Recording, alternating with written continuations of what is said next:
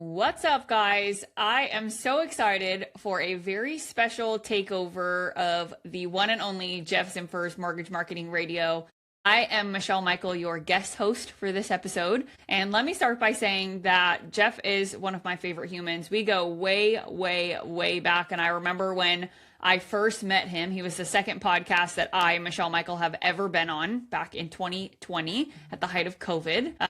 And Jeff and I have since become very good friends, trusted advisors, call me, hey, before you make any decision type of person. So I'm really grateful for Jeff. I'm excited about this podcast takeover to be able to just love on him, serve you guys as his audience while he continues to recover. So thanks for being here, and let's jump in. I am very excited to interview a really good friend of mine because when Jeff told me he wanted me to do this takeover, he said, Michelle, you teach people how to outbound prospect through social. Can you interview someone that has really successfully done that? And I said, I know just the girl. So Jen, I'm so excited to have you and to have you on the show with me to be able to support Jeff's audience. So for those of you guys who don't know, I'm excited to have Jennifer Butcher here. She is a 25 plus year veteran in the mortgage industry, and she lives or is based out of the Twin Cities, Minnesota. So for reference point of where we are in the country, I think that's really fun because she's in a unique part of the country that I have never been to, but I will get to go to in October for the first time. And she also is the host of her own podcast, She Talks Money. So I love this woman, and I also love that she loves money. So that's what we're here to talk about, right? ROI from social media. So Jen, welcome to Mortgage Marketing Radio. Thank you so much for having me. I'm so excited to have this conversation with you because I love and adore you, and you've had such an impact on me and my business. So I'm excited to share with others. I love it. Well, let's jump right in because I know people are probably thinking, what are these girls going to talk about? So here's what I want you guys to know. Outbound prospecting through social is the name of the game. If you are tired of spending time, energy, and money and you're worried, like, have I been able to make any money off of my time and effort here? Most people will say no, right? And Jen, I think you and I both had that conversation forever ago of I'm tired of spending the time and the energy on content creation, feeling like it's not making me any money. And that's why you reached out to me, because we now work together through my signature program called Drivers and Leavers. So tell me a little bit about what you're doing, or more so what you were doing beforehand, and where if you had a frustration around the content side, meaning I'm putting time and energy into content, but nothing's happening. Can you kind of dissect that for us? Yeah. So let's just take it back, because I feel like everybody, both on the mortgage side and the real estate side, are telling their people you have to be on social, right? Like that is just your new business card. Your website is where you are on social. But going back 5 or 6 years, not even that far, as interest rates were climbing up 22, whatever that was, I think we all felt the frustration of the wrong message getting to people, right? Interest rates are climbing, the world is ending, housing is going to crash, all of the things. And I had already been doing social media content, but that is what really drove me to get more messaging out, because I felt like I was having the same conversation with every client over and over and over again. And I was like, I want to reach a bigger audience. And so I doubled down, and I'm putting out five videos every single week and making sure that I'm getting this messaging out, which was great. It got me more seen and more known. But where people get so frustrated is when we say you have to put out content, they want, we're in this immediate gratification world, right? And they want instant they want an instant loan from it or an instant deal from it. And that's not necessarily how it works. So none of that went to waste, but I did, after putting out, content every single day, get a little bit more frustrated with, okay, when am I really going to see an ROI on this? How can I get more business from this? And that's where you stepped in and challenged me and put me on a 30-day challenge. And it was just like, okay, here we are. Here's my business. And it's been, it's been awesome. I was like, it was just literally tweaking a little bit of what I was doing and being more intentional about what business I wanted, where I needed it to come from, and to utilize the relationships and the people that I already have. And it's just been incredible, the success that I've had from that in a very short period of time. I'm so excited because we're going to dissect those results. We're going to get real into the nitty gritty because people care, right? What's your batting average? We're going to talk about that. And we're going to talk about what the 30-day challenge was that I put you through so that people can really understand the simplicity, yet the intentionality that went into this assignment for you. But before we do, I feel like this is the $1 million question, which is, okay, so you double down on video, you double down on producing content, you double down on, I have to have a brand and a visual aesthetic, and I have to have all these things. Can we talk money for a second? How much are you spending, or did you spend on all of that on a monthly basis? Because I also think this is an important part of the conversation, right? Because if I'm going to spend XYZ amount of money on this on a monthly basis for support for production, content production, support for video production, what is that costing you? And I think that number, whatever that is, right, which I'm hoping you'll share with us, that's where the anxiety comes from for a lot of people, where they're like, I'm now not making any money, or I'm spending X amount of dollars per month and I'm not making enough of that back. So there is where that tension point between those two things start to exist. Yeah, and how much money you spend, and I will share my dollars, is really up to you. For the first 2 years, I honestly spent almost $0 because I did it all myself. I batch recorded. When I very first started, I was putting out 3 videos per week. And I told myself, my first challenge to myself was I'm going to do that for an entire year. And that meant there were some Saturdays I woke up at 5 o'clock in the morning to batch record my next videos for the following week because I didn't get it done the week prior. That's how intentional, I was set on accomplishing that. So I would batch record at least 3 to 6 videos so I could get ahead a week. And then I would just literally throw them in CapCut on my phone, edit them, and then post them. So you can do it with a telephone. These have amazing cameras, right? Get a cheaper wireless mic is what I recommend, and go to find your go-to resources on what content you want to put out there so you can do it yourself. Now, once I got to a point where I'm like, okay, I'm going to put out more content than that. I want to hit at least 5 videos per week, and my playground is primarily Instagram, but I'm expanding on that. Then I did hire a social media manager because for me to get it done, I almost needed some accountability. So she and I meet once a week. We shoot content, which can include podcast episodes, social media content, that type of thing. I also use her as a resource so that I offer it to my top real estate agent partners that we will meet at a listing of theirs and we'll shoot content together. We'll shoot content for them. That's kind of an add-on bonus that I offer my client or my real estate partners. And so she is about, depending on the number of videos that we do and the number of times that we meet, but she can be about $1,300 to $1,800 per month. And that includes shooting the videos, editing the videos, posting the videos. I literally don't have to touch my social media besides what I do with you, with regard to putting out my content if I don't want to. But again, I did most of that on my own for almost $0 prior to that. So you don't have to jump in. Well, this is so good. And I'm glad you shared the number because I talk to people, I swear, once or twice a week at least, that are spending upwards of $2,500 to $5,000 a month between all of this stuff, right? I'll tell you, yeah. No, I mean, when I found her, I had talked to several social media companies. I have been quoted up to $5,000 per month for someone to run my social media. And what I think the hard part for people and loan officers is that we're in a unique industry where if the person that is helping you does not have a little bit of real estate and finance background, it's really hard for them to grasp the type of content that we have to put out. You know what I mean? I think people are getting better at it. But I had a lot of fail hires before I found the person, and she happened to be a commercial real estate agent, gone photographer, and then getting into social media. So I kind of finally found the perfect blend of the person that had the background necessary to understand the type of content and the audience that I was chasing. So it is a little bit of a, but I think there's a lot more people out there now, so you can certainly find people that can. Well, 2 things. One, she was hyper local to you, which I think has a lot of value. And, as someone who has been in this world for a long time, yes, people have hired us for help with this in the past, but I always tell them to defer to hyper local. It's just better, right? In that sense. But I will also tell you that I cannot express enough or put enough emphasis on what you just said, which is this person, if they don't have an understanding of the mortgage or the real estate or the finance background, it is like oil and water. It is very, very difficult to get somebody to understand what you're trying to produce from a content perspective.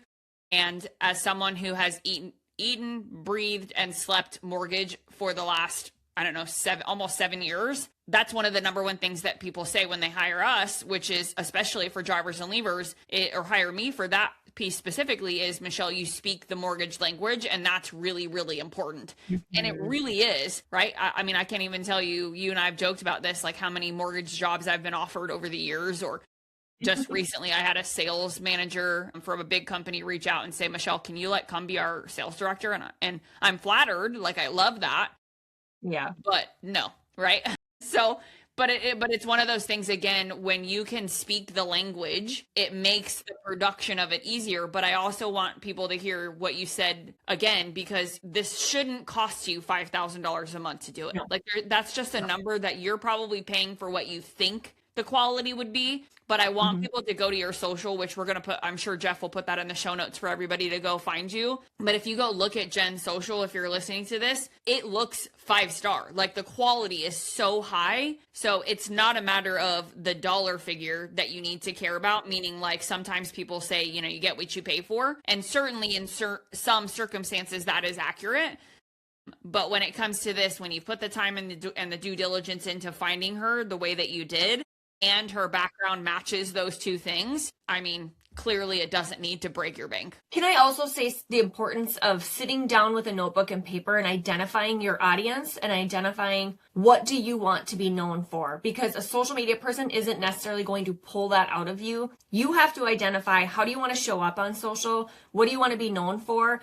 You know what I mean? Like, I have a lot of talking heads, educational videos that might just get 500 to 600 views per video, and they're not, you know what I mean? And then I can go do trending dancing one with my realtor partners and get 20,000 views. But guess what I'm known for? Education. I can't tell you how many agents call me for financial advice, not just mortgage advice, financial advice. Or they say, I saw your video on that credit card tip and I didn't even know that, and I'm so excited that you shared that with me. So identify what you want to be known for and who your target audience is before you jump in and hire anybody. And then find, where do you actually need help? You know what I mean? Like, we all should be able to come up with our own content. You're having conversations, record the conversations, throw it into chat, say, based on this conversation, give me 10 scripts. You know what I mean? You should be able to come up with your own content, but are you struggling to record it? Do you need help there? Are you struggling to post it? Are you identify like where it is exactly that you need help. What can you do? Where do you need help? Because then you don't end up overpaying for something that you're going to end up doing some of the work for anyways. But also, you just said like the golden nugget of social, right? Which is my number one thing I say all the time, is that it's not about virality. It's about the ability to stay visible and to be known and heard and seen in an area that is true to who we are, right? So I get 500, 600 views is what I heard you say, but it's on the content that actually makes you money gets 500 to 600 views. The content that makes you feel good, the dopamine aspect, right? I got 20,000 views on this cool video, doesn't make you money. And that's what people need to understand. So I want to transition us. Go look up, and this is, I'm not knocking people, but go look up some of the agents that are really big, that have a huge following, and then go look at their production. I mean, you can look really cute and pretty on social and not be doing. And Amen, at the end of the day, I don't know your goal, but my goal is to do higher production and build my business. So my goal is what's in my business bank account so that I can pay my girls and my employees and pay myself, right? Like, come on.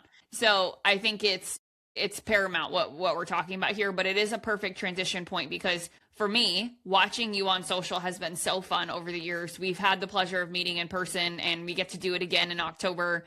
This episode, I think, is releasing in June. And so if you're hearing this come October, Jen and I are actually putting together, or going to be together, to put on an event in Minneapolis together on her behalf.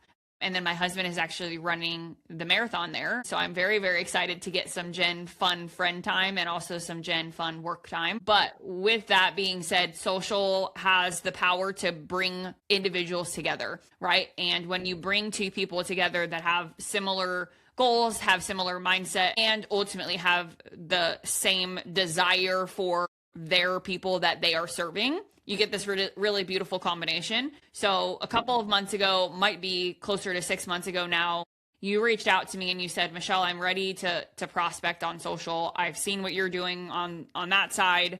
It's not been working for me in this other category of coaching that I was doing. So can we talk about this, and can you help me with that? So can you tell me about why, from your mind, just what were you missing? And why was drivers and levers, which we'll dissect here in a minute, ultimately what your decision was as far as how you wanted to proceed? Yeah, I'm going to be really raw, and some people might not like this messaging, but I've been doing this for 25 years, and I've been through a lot of coaching, and I've spent a lot of money on coaching, and I'm not knocking any other coaching. I think you have to choose what fits best for you.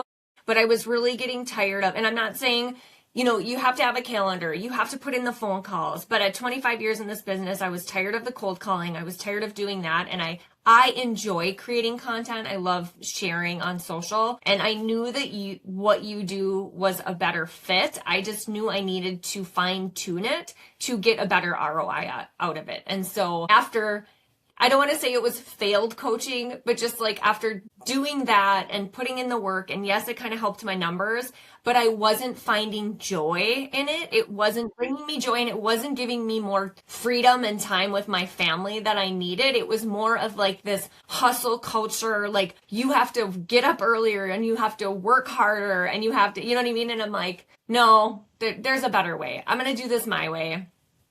And I knew you were the person to reach out to help me do that. So, well, I just love what you said, because, I know you're a mom. I'm a mom. And if you're listening to this and you're a gentleman, you're probably a dad or know someone who is and have experienced their life or how they've had to balance their life. But for me, right, I don't want to be on the phone 24/7. I don't want to be constantly face planting into my text messages or my emails all day, every day.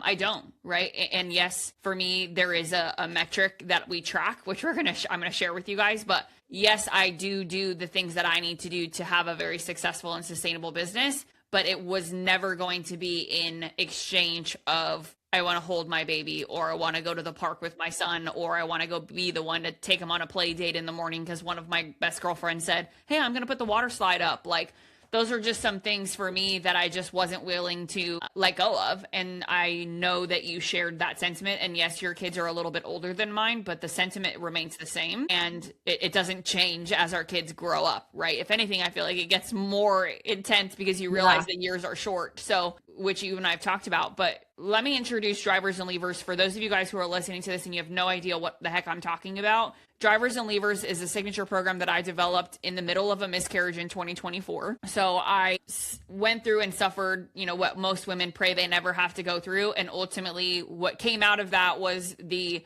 prospecting program that teaches mortgage real estate sales professionals and entrepreneurs how to outbound prospect on social specifically. So meaning we are prospecting, but we are using the vehicles of social to do it, meaning sending a message to someone on Instagram, or sending a message to someone on LinkedIn, or sending a message to someone on Facebook.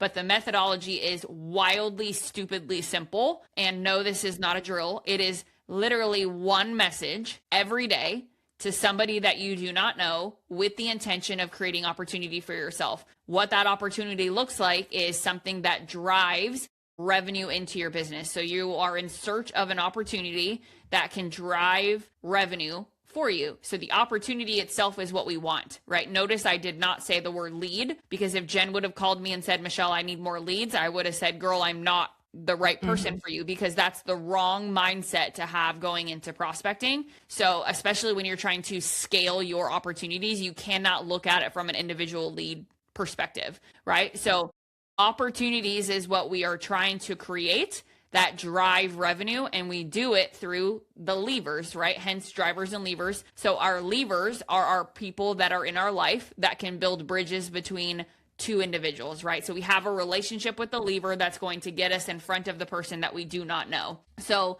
Drivers and Levers has a starting 30-day challenge that I assign every client once they understand their drivers, once we've built out their levers, once they've got full clarity on the 4-part messaging framework and what to say in those messages. That's when we start the 30-day challenge. So Jen has now completed that 30-day challenge, very, very close to the day that we are recording this episode. So this data is very fresh. But my goal for you guys, when you hear Jen dissect her 30 days here, is that her batting average has significantly changed, meaning she is more successful at getting yeses with less effort, right? Meaning I only have her do one message every day. I'm not telling her to go send 20 or 25 because that is not a sustainable business model, nor do I want to be the person that does that every day, right? I don't want her to, and I don't want to. Right? So a sustainable business model is as simple as one message every day to somebody that you do not know with the intention of getting a booked call on your calendar that is going to help you acquire one of the drivers that creates the opportunity in your business that you need. And how you get the opportunity is through the lever. So Jen, talk to us about your 30 days. Go as far deep or into it as you want. And then once you describe all of it to us, tell us what your batting average was. Well, first of all, I feel like a VIP because I'm like booking out in late July right now because my calendar is so full. People are like, wait, what? I'm like, I'm so busy. Also, but that is the literal music to my ears as a coach, though, is when I get those text messages from my clients and they're like, Michelle, I literally had to take a week off because my calendar is too full because it works. Yeah, it does work. So I kind of created a spreadsheet, and my drivers were to book real estate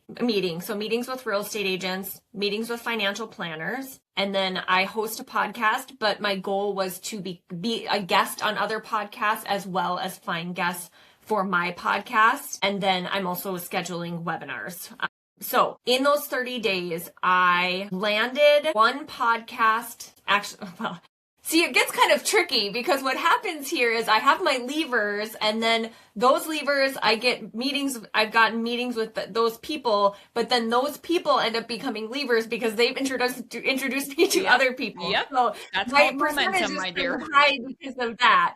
So it gets tricky to track, but I landed on a podcast, and then I got 2 podcast guests. But out of that, I landed an additional 2 podcasts. So I kind of have a total of 5, I guess. I have 5 podcasts. I reached out to 5 people, but I had 2 people that didn't actually respond. So I guess I'm 100% there, but that was because of other introductions, if that makes sense. So, but when you send the first initial message to that person that you land, that then creates other opportunities. So this is where momentum, guys, happens. So momentum, aka the snowball effect of one leads to the next, leads to the next, leads to the next. Yes. And 2 of these people are national keynote speakers. Like, they're really big introductions were amazing. So and one of them happens to be in Minneapolis for this huge women's conference. So she was like, I want to meet you in person. So that was really exciting and a huge opportunity. I also had a very successful meeting with one financial planner who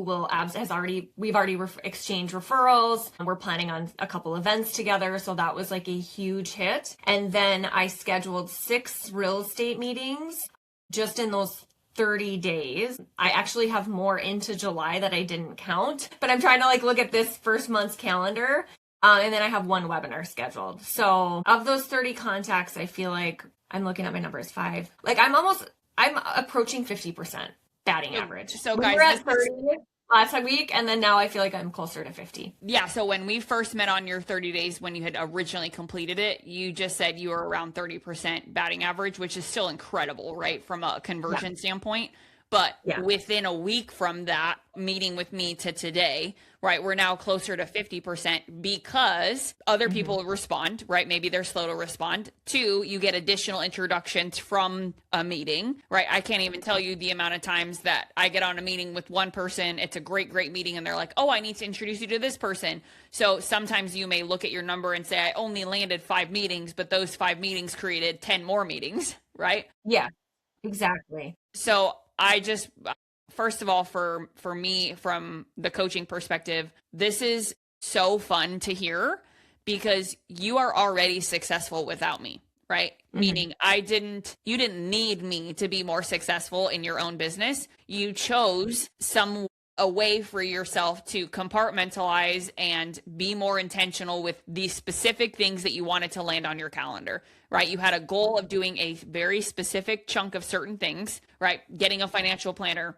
getting divorce attorneys, getting involved in other industries that are going to help you expand your network, right? That was something you really hadn't done intentionally. And now you have. And yeah, and you know what? I'll be honest. Like I was getting meetings before. Obviously, yeah. I've been on social. People know my name. I was pretty much landing most of the meetings I would reach out to. When you can use a lever and using your specific methodology, you walk into it immediately with a deeper connection. And that little tiny difference, it ends up making a big difference. When you can reference someone that you know and they already know, like, and trust, it's like you go in with even more authority, and it makes a difference in those meetings. I've converted all of them. I've had agents that say, I need to get you in front of my entire brokerage. It's just, it creates a better opportunity. Well, let's talk about the 4-part messaging framework, because this, I think, was probably the thing from my seat that had the biggest impact on you,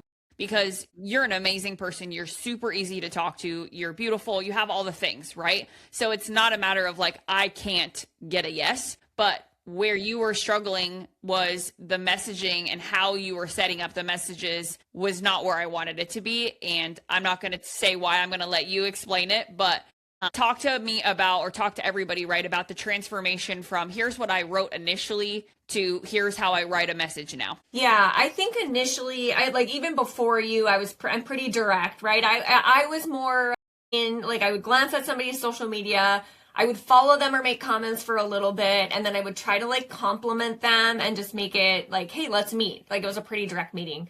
I think your method, and when I first started, I struggled because I wanted to like jump to the, hey, can you meet next week? But it's like, wait, Jen, like, no, we're going to use like, how do you know the lever, and not just you dropping their name. I would just want to name drop and like jump to it. But you're like, no, you really have to identify that connection. Like, I have been working with Ashley for a year, and like, here's how we really connect. And then moving on to, you know, complimenting them, and then moving on to like why we like kind of creating that FOMO, or like why they should want to meet with me, and then the close of like scheduling the meeting. So once I like made sure I was hitting all 4 points, the conversions happen a lot faster. And you already said it, when you get on the meetings, it's just different. Like, it's one thing to get the meeting. It's another thing to get on the meeting and start the meeting where you have this really solid common ground, to the point where like the first 5 to 10 minutes, you're not even talking about work. Yeah. And that's the whole goal, right? Mm-hmm. And most people, when they get a meeting, they'll just send a message and say, can you jump on Zoom on Friday? Do you have any time? And no, I don't, because you didn't give me a specific time. So no, first issue. But second issue is, I might just say yes, but I don't know really why I'm taking this meeting. Therefore, I'm going to maybe go into the meeting with a little bit of a different taste in my mouth than I would if I'm going into this meeting on Friday with you, knowing that our mutual connection is Cindy, or our mutual connection is whoever. And so we're going to talk about the things we love about Cindy, or the things that we have connected before we even start, right? Like, you and I both love fitness, and you have a sauna that I've been dying to get my husband to say yes to us buying. So, you know, you get on a call with someone and you're like, I want to talk about life first. Mm-hmm. And then, oh, by the way, we should also talk about the business that we're supposed to be talking about here. But it makes the yes at the end of the meeting, aka your ability, to your point, to convert all of those meetings into an instant yes. Whereas, yes, you know, some people, maybe they might be 50% batting average of getting the meeting, but they're only 10% of converting the meeting, which I don't want a 50% batting average and only a 10% of that 50% conversion, because that sucks. Yeah. And I also like to point out that, and maybe this is just me in my older age and in my, like, I'm really being careful of who I surround myself with era, but you tend to find your people. Like, when you are using a lever that you respect their morals and their values and the type of person that they are, and especially with women, like, they're a woman supporting person, they're introduced, you know, I'm looking at people that are similar to them, and I'm meeting people similar to them. And so when you're in that personal conversation and you're connecting, you're realizing, like, I'm enjoying these meetings more, and I'm really feeling more fulfilled because I'm around other people that are on my level or higher, that I want to aspire to be like, but they're really supportive, right? And then because of that introduction, you're more likely to walk away from that meeting with them saying, you know what, I have to introduce you to so-and-so, like, she would love, because we have something in common already, and now I'm getting more meetings just from those people. So it's that's I look at all of this and I'm like, okay, getting meetings and all of that is great, but just I'm actually enjoying my business at a level like I don't think I ever have before. And this was coming off of like, we just made a major change. Like we were at the same company for 25 years and made a change in January. And I will be really honest, when we were making that change, I was considering changing careers completely. I was like, I don't know if I want to do this anymore. And I'm really glad that I stuck with it, because even just in the last 6 months, I'm like, I found my like passion for it again. And especially in the last just 30 days of doing this, I'm like, there are a lot of badass, amazing people out there that I do want to surround myself with. And it's been fun getting rid of the ick and just welcoming, the good. Yeah. And I mean, one of the people I know you met with is someone that I now get to meet with, which I'm excited and I'm looking forward to meeting her. But to your point, right, you find joy in working with people that actually light you up on the inside, right? You share the morals and the ethics and all of that. And that really makes a huge difference, because if I'm going to get on a call and feel like I'm being talked down to the entire time, or that I haven't earned the right to be on that screen, and I have to somehow like give my thesis to get them to say yes to me, like, I don't want to do it, right? That's not where I want to be. And I know you've been in the business way longer than me. I'm coming up on 12 years. And so I look at it from like, I'm half of where you are, and I already feel that way. So I can't even imagine what I would feel in 12 more years. But the last thing I want to talk about around the messaging piece before we wrap this up is there are some sayings or some sentences that are out there that almost I feel like everyone puts in their messages when they're trying to prospect someone. And I feel like I nipped that one in the butt with you very, very quickly. And I would love for you to allude to that and kind of explain that. And I say it from this perspective before I want you to answer that, right? We get messages on LinkedIn, we get messages on Instagram, where we get all of these messages every single day from people trying to sell us something, people trying to earn something from us, even if that's just a meeting. But there is so much slop out there when it comes to this. There's so much copy and paste, and I'm just going to mass produce this and pray that one piece of my spaghetti is going to stay on the wall. And I hate it. And so for me, when I read it from someone, I don't want to respond to them. So therefore, when I coach someone on it, I'm like, no, ma'am, you are not allowed to use that sentence in your message. So I would love for you to talk about that if you're comfortable sharing it. Well, give me an example, because I feel like you've corrected me in a lot of areas. I know I was really a little salesy. So give me an example of a sentence. Yeah. I mean, like, if you remember when you were trying to reach out for a podcast episode from someone that you were trying to land with, right? And one of the things that you said was, I see what you're doing in the industry and I love that you're, XYZ.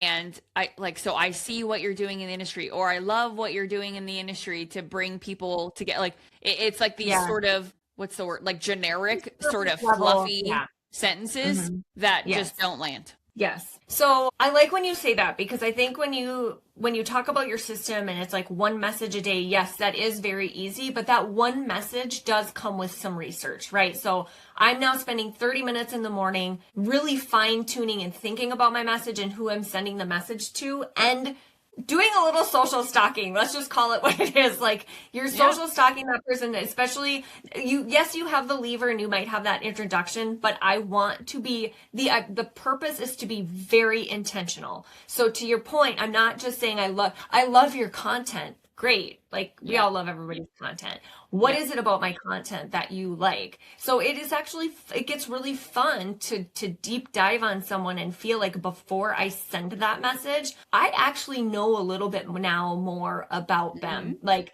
for example, like my son plays hockey. So it's always fun to find other moms, if I'm reaching out to a mom or a dad, at any real estate agent, and they have kids in sports. Like, that is a deeper connection, so to be able to send a message and be very specific with them about, like, not just I love your content, but I saw how you coached, or, that comment about the coaching on your hockey team, and I can relate to that. So being very specific and intentional to create that connection, I think is what maybe you're alluding to. Yeah, for sure. And the other ones, there's two that are popping into my mind right now. So one sentence that I feel like is consistently overused and overstated in outbound prospecting around the mortgage space is I'm sending you a message or I'm reaching out to you because I see that, or I would love to know what you think is actually working in today's market, right? That's one. Hate it. I had one of those. It's Yes. so gross. That's number one. Yeah. Another one is the whole like, I see what you're doing in the market and I would and I love the influence that you have, and I love that everybody's been talking about you, right? It's sort of this sort of like generic, I think we might know each other, but we don't actually know each other. So I'm trying to make myself sound important, right? And the third thing is, which you've already talked about the personal connection part, but the third thing is that people love to name drop, but they love to name drop people just to make themselves look good, but they don't have any depth to the introduction. And when you have no depth to the introduction, I'm out. Yep. Yeah. 100%. You have to describe how you know that person. And yes. And also you have to build intent. You know, when I'm looking at somebody's content, I was just looking at an agent. She's not local, right? She's national, and I can be licensed in that state, but I have so much respect for her because of the type of content that she puts out and how she is very, very specific about, like, you know, and she's just outside drinking coffee this morning, talking about like, this is literally how I handle my listing appointments, and like talks through and scripting, and you know what I mean? Like, I had so much respect with the way that she did her content, actually, like how well she described and educated people on like what she's doing, the fact that she's so willing and openly willing to share it. Like, that is something specific that you can comment on, not just, oh, I love your content. Yeah, and you should. Yeah. And yeah. The other one I just remembered, I just popped into my brain, but where people will make comments and say things like, there's so much noise online right now, and I love hearing different perspectives from people shaping the industry, right? Like that sentence, that little one-liner right there. Yeah. If you're using it, first of all, stop it. Yeah. But second of all, find a better way to say the exact same thing based off of what you just described, Jen. Right? Because if you're going to say, I love hearing other voices that are shaping the industry right now, period, that's going to fall super flat, and I don't care. Right? But if you're going to say that sentence and then, to your point, go into specifically at what I love about it is how you're just sitting outside on your back patio, drinking a cup of coffee, talking about something where most people think that this type of content needs to be super edited and over scripted, and it just doesn't feel authentic. And I feel like everyone thinks that they can't share that information because somehow that's like giving away the cheat code, but you just so freely give it. Like, put those two paragraphs side by side, and which one am I going to respond to? And which one am I going to be like, wow, Jen actually wrote that for me. Now I really want to read it or respond to it. Yes. It's crazy. And reverse engineer it, right? Like, if somebody was reaching out to you, what would you respond to? You know, Absolutely. Like, we're doing some recruiting coaching right now because also some of this outbound prospecting is to build my team and reach out to other loan officers. And it's interesting to hear some of the generic scripting. And it's like, okay, coming from someone who just made a company change, I know the recruiter's scripting that I hung up on and wouldn't give 2 seconds to because I didn't want to hear the same message they were saying to everybody. I could tell the people that actually went to my profile, did a little bit of research, understood who I was, and just genuinely wanted to build a relationship with me. And that, you know, and it makes all of the difference. It really does. It really does. We could talk about this forever, but I don't think Jeff wants us to for sake of his show. But what I do want to encourage you guys, first and foremost, is pray for Jeff, and let's continue to love on Jeff. He is such an amazing human in the mortgage industry, someone who I just have the utmost respect for. Who's walked the walk every day consistently for years. And I am privy to have seen a lot of the changes he's made career-wise to eventually going out and being 100% on his own. And as someone who has done exactly that, it's just really special to be able to do this with you, Jen, in honor of Jeff and to support him. So let's just all choose to continue to pray for Jeff and make sure that he knows and has felt our prayers as he continues to walk this cancer journey and hopefully get to the other side here really soon. But Jen, thank you for being on here with me. Thank you for sharing and really letting people behind the curtain, because I think we're done with the fluff, right? Let's be direct. Let's get to it. And does it work or does it not? And you are living proof that it does. And I'm honored to be your coach. I'm honored to be your friend. And I'm just incredibly proud of you. And I think, if you're listening to this and you want to know more about Jen, who Jen is, what she does, she has an amazing podcast where she loves to talk about the financial side of things and, of course, money, because money matters, right? We're not living for money, but we do need money to live. Right? So we're not living for money, but we do need money to live. And I love your perspective on so many things. Your mindset is just next level. And if you're a loan officer listening to this saying, I want to find my joy, she's somebody that's found it. So until next time, thank you guys. And Jen, thank you again. You're just awesome. And will you tell people how they can find you online? Yes. Instagram at Jennifer Butcher Official is the best place to find me. Perfect. Love it. Send her a message. Tell her you heard her on this show. And if you send me a message, tell me that you were able to listen and you loved it. I can't wait to be able to share with Jeff all of the wins from this. Thanks, guys. We'll see you in the next episode. Thank you.